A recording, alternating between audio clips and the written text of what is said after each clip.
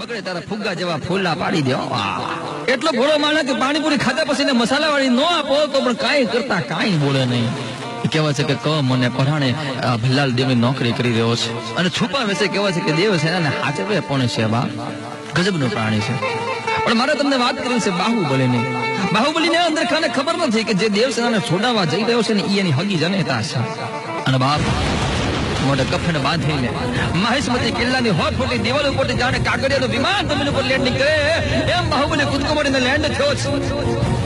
મહેશમતીની ધરતી ઉપર જુનિયર બાહુબલીનો પગ પડ્યો છે ત્યારે કહેવાય છે કે નગરની ભીની માટીની સુવાસ અને હવાઓ હુકા પાંદડાઓ હવાઓમાં ફળીને કહેવાય કે દેવસેનાને સમાચાર આપી આવ્યા છે કે મહેશમતી ભૂમિનો તારણહાર પ્રવેશી ચૂક્યો છે. બાપ એ ફિલિંગની તો હું વાત કરી. બાપ જુનિયર બાહુબલી કહેવાય છે કે દેવસેનાને છોડાવીને કિલ્લાની બહાર લઈ ગયો છે. કટપ્પા કહેવાય કે રાતના કાંસકાથી એની પોતાની દાઢી ઓળતો હશે. કાંસકાના દાંતિયાની વચ્ચે જોયું કે આ કોક જાય છે, કોક જાય છે, કોક દેવજનને કિડનેપ કરીને જાય છે. ભાઈ ત્યાં એ બાહુબલીની વાહે થયો છે. ભાઈ વાર્તાની માલિક આવે છે કે કટપ્પા અને બાહુબલી કાદવ કિચરા વાળા થઈને ભાઈ જાય છે. કટપ્પાનું મગજ કહે છે કોણ છે આ જાણે માણસ મારા દેશની ધરોહરને લઈ જાય છે. કટપ્પા કહેવાય છે કે અણી કાઢેલો ભાલો લઈને બાહુબલીને મારવા માટે કરતો દોડ્યો છે. પણ કુદરતને એ મંજૂર નતું. હર ઉનાળામાં વરસાદી વાદળાઓ ભેગા થયા છે અને કુદરતી સાવર ચાલુ થયો છે. બાહુબલીના મોઢા પર ચોપડેલો કાદવ એની જાતેલું સારા છે.